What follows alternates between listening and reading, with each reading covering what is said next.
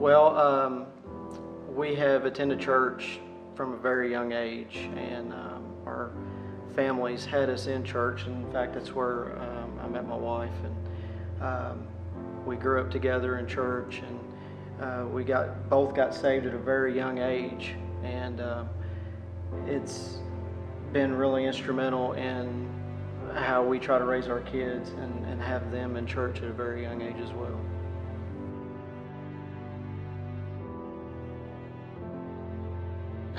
One of the big differences for us as a family, a few years ago, Brant and I both quit our jobs. We quit our jobs, we started a business together. We actually started it in the bathroom of our home.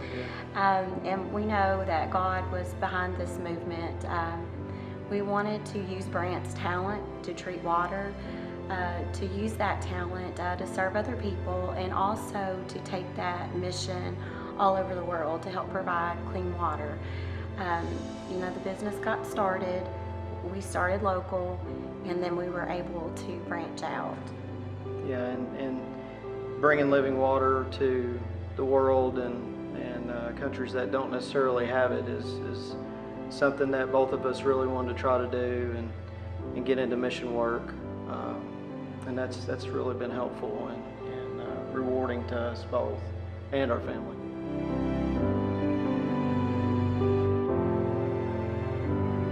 A defining moment in our life where God was at work actually was about a year ago. Brant and I really enjoy traveling the world together and helping provide clean water. But there was a time where I got very sick and I was not able to go. And it's one of those moments where you question things. I'm sick, I'm not able to go and help these people. God, what is your plan? What is your plan for me? And I actually started looking into adoption. It had been on our hearts for a while and we had talked about it. But this particular time when he was away, I found this little girl. Her name is Emery Grace. And God just told me that I needed to be home.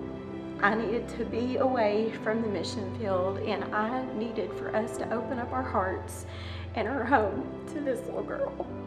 So this is definitely a defining moment in our life where we wanted to take out our own plan to go and serve others, but God had a different plan. He wanted us to open our eyes and see that there's other people to help too, and that we needed to open our home to this child. Yeah, and that's really been on our hearts for several years. And you always think that God's got a plan, and He throws you a curveball and just kind of says, "Hey, I've got something else in store for you." Imagine his surprise when he came home from Haiti. Yeah. I am proof that Jesus is who He says He is.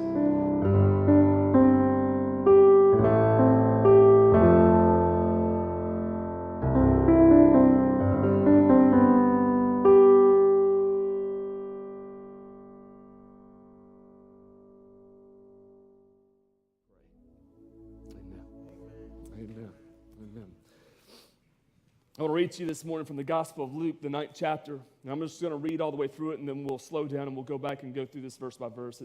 Here's what it says. This is Luke chapter 9, verse 51. It says, as the time approached for him to be taken up to heaven, Jesus resolutely set out for Jerusalem. And he sent messengers on ahead who went into a Samaritan village to get things ready for him. But the people there did not welcome him because he was heading to Jerusalem. And when the disciples James and John saw this, they asked, Lord, do you want us to call fire down from heaven and destroy them? But Jesus turned and rebuked them, and they went to another village. I want to talk to you this morning about the idea of focus, about the word focus. And if you're taking notes, I want to invite you to write just that word down, because that's kind of what this whole thing is about today. As we wrap up this series together, We've talked a lot about proof as in evidence, and today I just wanted to talk about proof from the photographic perspective, if you will. If we're not focused, something happens to the picture. You realize that? Like, you don't even have to know a lot about photography to understand this. If you've got a phone with a camera on it and you take pictures with your phone, then you can completely understand this. If the lens on your phone, even though it's not one that you can twist and turn, if it's not within the parameters of the presets of that lens, if you're trying to capture whatever subject that you're trying to capture, if it's not within the parameters of it, what will happen to that proof or that picture in the end is it'll be blurry, won't it? See, when we're not focused, when a lens on a camera isn't focused to capture the subject or the object that it's trying to capture the image of, but things get blurry. And the problem when things get blurry is that it's hard to see the details. That as things get blurry in our life, as things get blurry around us, it's hard to see what we may need to be focusing on in a moment. And so I just want to spend really the message that we have and the time that we have together this morning talking about focus, because I don't know about you, but the more unfocused I am, the more things that I'm trying to concentrate on and focus on, the more blurry things get for me. The more unfocused I am, the more blurry my life becomes. When we get to a place where we're trying to focus in on or to hone in on a bunch of different things at one time, man, we're moving our life into a place that God really didn't even create us for. Like, you weren't created to focus on a bunch of different things all at one time. And I'm not talking about multitasking, because I don't know about you, but I'm a great multitasker. At least I think of it, I'm a great multitasker. I like to think of myself highly in that regard, and maybe you are too.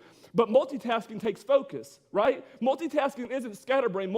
It's the ability to change your focus in a moment from one thing to another. So I'm not talking about not multitasking or multitasking this morning. I just want to talk about focus.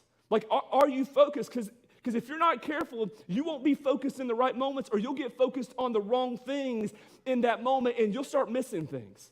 See, when we're trying to focus on too many things at one time, we don't hear what we need to hear. We don't see sometimes what we need to see. We can't concentrate on what we need to concentrate on, or we begin to misinterpret things, right? Because there was a conversation going on, but you weren't actually present in the conversation. You were somewhere else thinking about or planning something or doing something or working on something. And so they said one thing and you heard another, and there was some miscommunication that happened simply because you weren't focused in the morning.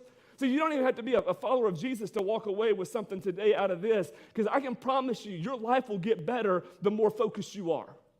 The more focused you are in any given area of your life will get better the more focused you are, because you weren't created to try to focus or to be able to focus on a bunch of different things all at one time. Now, this right here is a perfect example of this, right? Now, this is a great tool. I love my iPhone. I've learned to live life with it, and I've learned I was about to say I've learned to not be able to live without it, but that's not so true. Some of the most freeing moments for me is when this thing actually really doesn't work, and no one can get a hold of you, and you can't get a hold of any. There's something just awesome about that. If there was one reason that I would want to go back to the war in Iraq, this is it, because nobody could get a hold of you. Like, you were on your own terms. It was awesome. But man, this right here can be a huge distraction. And I know for many of you, it's a huge tool in your life. And I'm not saying that this isn't a good thing or it's not a good tool for you to use. But it's hard if you're checking the weather in San Jose, Costa Rica, and your wife is having a conversation with you about what she's packing. Like, it's hard to listen to both things at the same time. There's nothing wrong with checking the weather in San Jose, Costa Rica. There's not a problem with that at all. But if the focus in that moment needs to be on your spouse, and as she's talking to you about what she's packing for the trip, like, that's where your focus ought to be in the moment. And when you get done with that, then you can switch to the phone. But I don't know about you. I'm just not wired to be able to do this at the same time and listen to other people. Now, I know what some of you are thinking. You're like, no, I can check Facebook at the same time that you're talking to me. Well, that's true. You probably can, and you can probably pick up most of the conversation. The problem is, if you're listening to two conversations at one time, you're not focused. And so this isn't about multitasking. This isn't about doing two things at one time. This is about actually living your life on focus, because I don't know about you, but the less focused I am on one thing in the moment, the more blurry things get. If I'm trying to do this and listen to a conversation, and it doesn't even have to be with your spouse, it could be with your employees. It could be with your supervisor. It could be with the friends. It could be at any given moment. But when you have your attention divided between two or three different things, it's hard to focus. and things begin to get blurry, and what people said got blurry, and you misinterpreted something, and all of a sudden, what you heard wasn't really what they meant at all, but that's the way you took it, and that's the way you saw it, and that's the way you perceived it, because you just weren't focused in that moment. And God did not create you to live with a bunch of different focuses. Your family is a really important thing, but if you're trying to be with your family and focus with your family and be present in their lives and at the same time work, like, I get it, work's important, and I understand that, and many of you, if not pretty much all of you in here, have great jobs and important jobs, and you have an important calling, an important specific calling on your life, but if you cannot be present with them while they're working, things are going to get blurry. Things are going to get blurry in your family life, and things are going to get blurry in your work life. Likewise, man, if you can't concentrate on the work that you've been given to do, the work that you've been assigned to do or called to do, how you make money to take care of your family, if you can't concentrate on that, because in the moment your attention is divided between that and your family, not that your family is a bad thing at all, it's just you cannot give your focus to a bunch of different things at the same time. Something is going to get blurry in there, and something will eventually give. God created you for a singular focus. And again, this is not about multitasking or not multitasking. You can do that all day long, but at the end of the day, it's about focus. You can't focus on a bunch of different things at one time. And when you do, that's when things start to get blurry. That's when things start to come out of focus in your life. That's when we're trying to do too much at one time, and we're really not doing anything at all. We just move from one thing to the other. I mean, have you ever been there? Like, have you ever gotten to that place where you had so much going on you just got to a point in your life where you were just kind of existing? You were going day and day and day, and like, you talk about a full and abundant life, but if you had to describe your life in the moment, it's not full and abundant, because you're spread so thin, and you got your focus spread out all over a bunch of different things, because God didn't create you to live like that. And so focus is an incredible thing, and it's something that we see throughout Scripture. And before we go back and look at that passage, I just want to ask you a question. Is your life blurry right now? Like, when you think about your life, is it blurry? Are there some areas in your life that are blurry right now? And what you're doing, instead of taking ownership in that moment with whatever's going on, and instead of just stopping and stepping back and refocusing, you're just blaming everybody else. You're blaming your ex-husband because he's the real reason why your life is blurry. You're blaming your ex-wife because she's the reason. If she hadn't taken all the money and the home and the car and everything that you had, if she hadn't gotten all that, then life wouldn't be blurry for you. But because of her, life is blurry for you. Or you're blaming your boss because if your boss wasn't so demanding, if he wasn't holding you accountable, if he wasn't whatever it is, or if she wasn't whatever it is, if she wasn't the way she is at the office, then your life wouldn't be as blurry. Are you blaming your ex-wife or your ex-husband, or maybe you're blaming your spouse right now? And if your spouse, if your wife, your husband would just listen to you and listen to what you actually want and give their heart over to your wants and your needs, maybe your life wouldn't be so blurry. And you're blaming everybody else. And then if you've been around the church for a little while, you got to blame the devil, because the devil's got to come in there at some point, right? Like, I get it. It's the devil's the reason why my life is a mess. And the devil keeps messing with. I'm leading so many people to Jesus right now, the devil just won't leave me alone. Like, every time I turn around, someone's coming to Christ, and so he's got to get on me so he can stop me, right? Man, we blame like everybody else in our life for the reason why we aren't focused. And can I just share this with you? If you're not focused, it's not somebody else's issue. If I know this is kind of cheesy, but they don't control your lens. You do. They're not controlling. If your life is a camera, they're not controlling the lens on your camera. You control the lens. They can't bring that lens back into focus, and they can't dictate what you focus on. Only you get to do that. So this passage of Scripture is a powerful word, I think, for us today. It says, in verse 51, that as the time approached for him to be taken up to heaven, Jesus knows what the time is. He knows where he's going in this moment. We're talking about the cross here and the resurrection as the time approached for him to be taken up to heaven. And right now we're in the middle of the Gospel of Luke. It says that Jesus resolutely set out for Jerusalem. If you've got a pen or a pencil or a highlighter, I want you to underscore, mark, highlight the word resolutely. If you're taking notes this morning, maybe write that word down, because that word resolutely, if you're reading from a King James version, an older version of the Bible, it doesn't say that he resolutely set out. It says that he set his face like a flint for Jerusalem. The whole idea of this passage is that he is determined, he is confident, he has a resolve in the direction of his life. Jesus is focused in this moment of his life. It says, as the time neared for him to go up to heaven, he resolutely, he focused, he was determined, he was intentional in his going as he set out for Jerusalem. Can I just share this truth with you for just a moment? You can't take a hold of what God has for you without being focused. Like if you cannot focus, if you're not focused in your going, you'll never get to where God really has for you. If you really want to take hold of the things that God has given you in your life, that he's already set into motion in your life, man, you can't have that without focus. For some of you, part of the struggle in your life right now, for some of you, part of the issue in your heart right now and the struggle that's going in, but you're not really talking about it, part of it is because you're not focused on what God's called you to. You're focusing on a bunch of different things. And so there's this emptiness, there's this struggle going on inside because you've given your focus to too many different things. And so because of that, things have just gotten blurry, and he's calling you back to focus this morning. And so for some of you, you just need to come back into focus and quit widening that lens up and getting out of focus. You got to focus in on where God is calling you and what God has for you if you really want to take hold of it. Can I share this? Because we kind of stepped into talking about the enemy, but this is free chicken, if you will. The enemy cannot take anything that God has given you. Do you realize that? Sometimes we give him too much credit. And I know I've mentioned this before, but the enemy can't take anything that God has given you. If he could take it, then he would be more powerful than God. And the enemy isn't more powerful than our Heavenly Father. And so if our Heavenly Father has given it to you, guess what? The enemy, the one thing he cannot do is take it away from you. If God has a calling on your life, the enemy cannot take away that calling. If God has given you gifts and talents in your life, the enemy cannot take away those gifts and those talents. If God has given it to you, the enemy cannot take it away from you. Now, here's what he can do. He can distract you, right?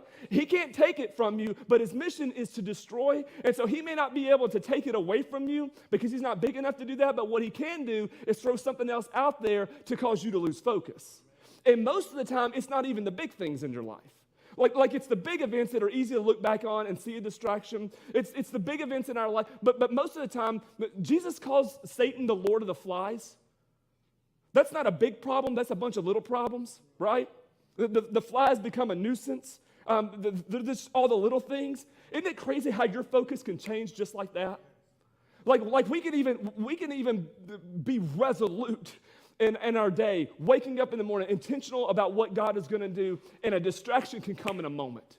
As we were preparing for Fire in the Sky, we had just, the staff that morning, we came together and we prayed, and we were praying against distractions, and we were praying, for us not to be paying attention to all because we already knew it was going to happen. We knew things were going to happen. There's just way too much going on for distractions not to pop up, for us to look up, to turn our eyes heavenward instead of looking around us. And we hadn't said amen. It had been 5 minutes before a distraction came through. Those things are going to happen. Our focus can be taken from us in a minute, but here's the thing about the enemy, and again, I don't want to spend too much time on this so we don't take credit, but the enemy can't take from you what God has given to you. Romans 11:29 says that the gifts and the callings of God are irrevocable. The old way of saying that is they're without repentance, which means God didn't even take them away from you. If he has given them to you, he's put them into motion. So here's the flip side of that, and now we'll move away from the enemy, and I just want to talk about you. Did you know you can't mess up enough? Did you know you can't sin enough? You can't drink enough? You can't smoke enough? You can't lie enough? You can't steal enough? You can't do enough to mess up what God has given you. that if God has placed a calling on your life, if God has given you something, if it is a gift from him, you can't even mess it up. You're not big enough. But you can become distracted from taking hold of it. So for some of you, maybe your struggle, the tension in your life right now, it has everything to do with what you're focusing on, not with what God has or hasn't given you. But it's just the reason why you ain't grabbing a hold of it. The reason why you're not stepping out into it is because you've kicked your focus out to a bunch of different things.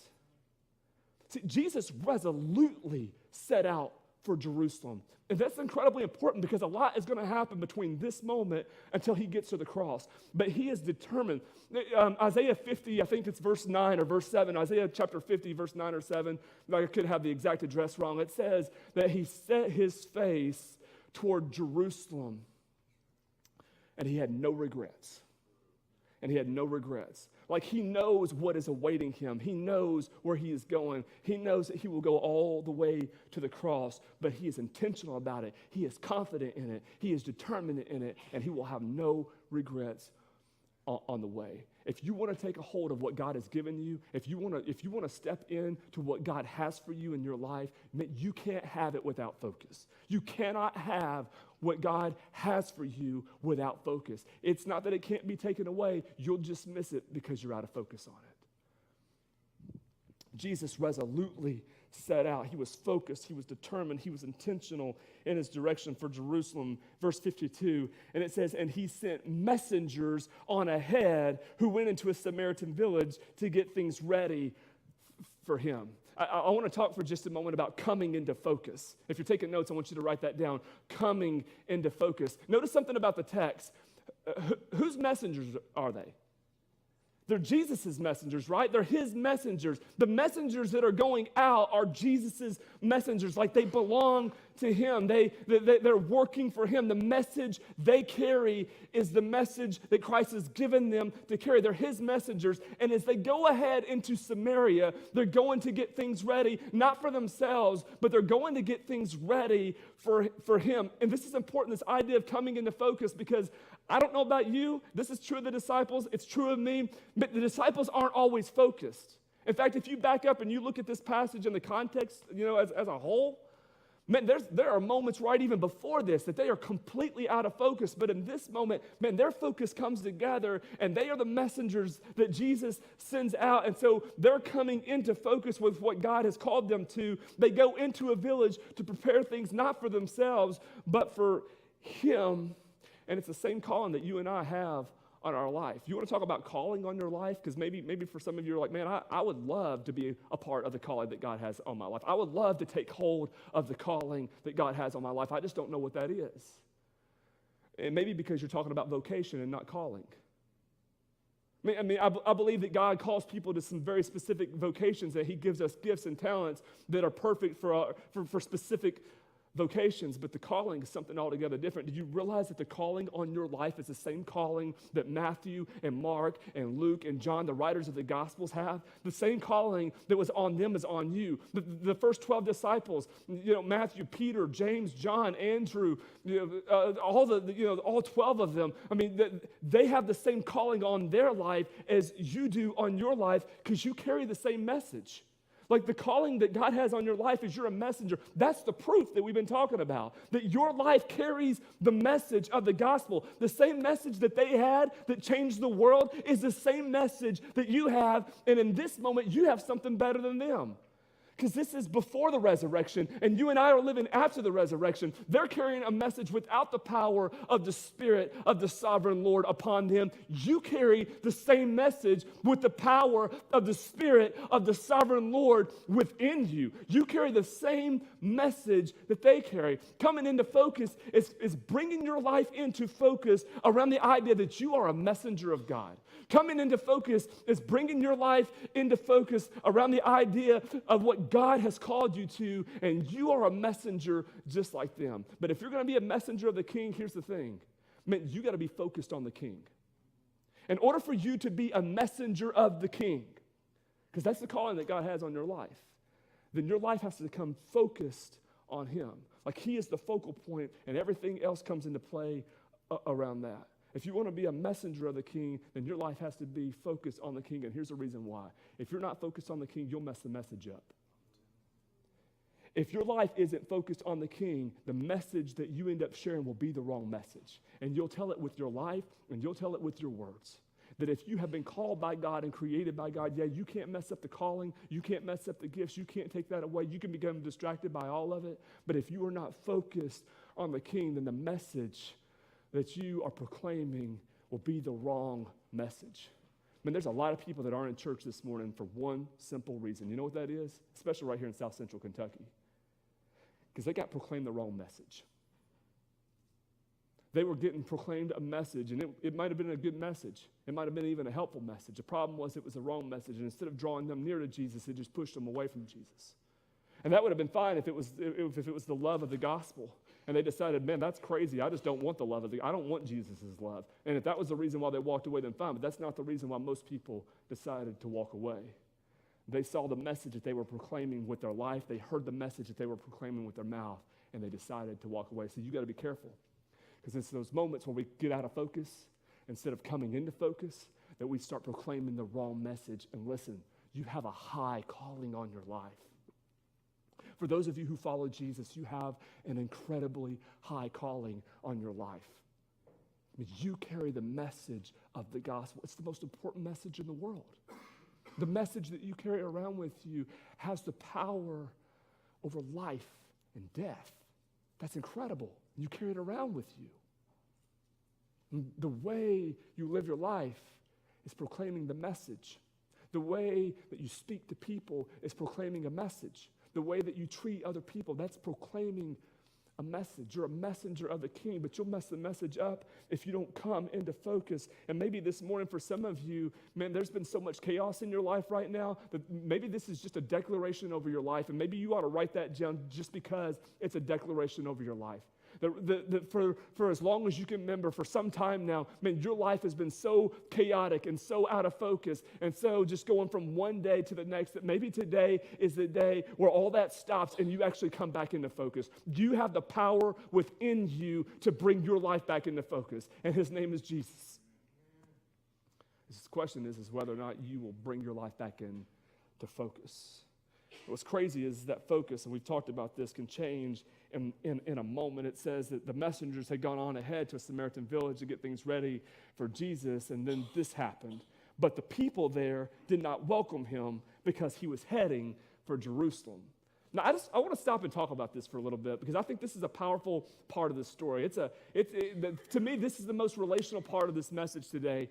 These people are carrying the message of the king, and for a moment, they definitely got it right. They go into Samaria, and then when the Samaritans, and these are people that Jesus has spent a lot of time with. You know the story of the woman at the well. That happened in Samaria. So these are people that Jesus has poured into. Man, he is loved. He is served. He is cared for. He's gone out of his way for. I mean, Jesus could have taken shorter routes in moments, but moments he decided not to take the shorter route or not to go around, but to go through Samaria. Man, he has gone out of his way at moments to pour into these people's lives. And yet here they are in this moment, and when they find out that he's not sticking around and hanging out with them, but he's on his way to Jerusalem, it says that they don't even want to welcome him. So can I share something with you? And maybe this will be helpful for your life, and maybe this will help draw things out of focus. But don't let the people who are unwelcoming to you cause you to lose focus. Don't let the people who are unwelcoming in your life cause you to lose focus.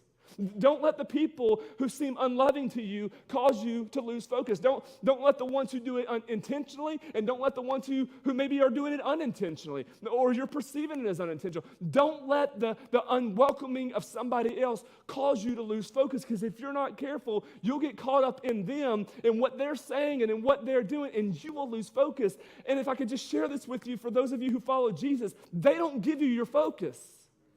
He does. And the more you focus on them, the less you will be focused on him. And so don't let the unwelcoming of a people cause you to lose focus. I mean, Jesus is moving through Samaria, a people that he has poured into. But when these people step into his life, it doesn't cause him to step out of his calling. Right? So as Jesus is walking through Samaria and had planned to stay there, when they step in because they want him to stay, and then they are unwelcoming because he's not going to stay for more than a day, he doesn't allow that moment, that altercation, that tension, that struggle, if you will, to cause him to lose focus, because he is in a season of his life where he doesn't have time for all that. The time is nearing for him to go up to heaven. There is only so much time left. Jesus understands that. Most of us don't live like that. We live like we're going to live forever. And we will, but not here. Not right now. We don't have all the time. You don't have time to be focused on everything and everybody all the time. You don't have time for that. Just look at your neighbor and say, ain't nobody got time for that. Just, ain't nobody got time for that. Okay, just wondering, making sure you're with me. Man, he doesn't have time to sit here and allow the people in his life to become a distraction from what God is calling you to. Can I ask you just a question for a moment? The people that you live around, the people that you do life with, the people that are closest to you, man, are those the kind of people who are encouraging you, who are influencing you, who are causing you to grow in your relationship with Jesus? Now, are the people that you are picking to do life with, choosing to do life, the people that you're around, do they make you look more like Jesus? Or if somebody was able to observe, do you look less like Jesus? Do they cause something to stir within you that makes you more Christ-like, that makes you step into that calling that God has on your life? Does it encourage the message of the gospel in you, or does it pull you away from it? So the people in your life are important. The people that you choose to do life with are important, because if you're not careful, the people that are around you can cause you to lose focus, and they don't have to be close to you. I mean, Jesus didn't do life with the Samaritans, and this is very important, okay? Jesus didn't do life with the Samaritans. He passed through there, he poured into them, he loved them, but as far as the people who hung out with Jesus all the time and were around Jesus all the time, I mean, they were just in Samaria. Their interaction with Jesus was confined to the moments when Jesus was coming through Samaria. Jesus told stories about him, but he didn't do life with them. And yet, these people, who the disciples weren't even close to, in a moment, were able to influence them away from the focus that God had called them to. So you have to be careful. Don't allow an unwelcoming spirit from somebody else. Don't allow people in life to cause you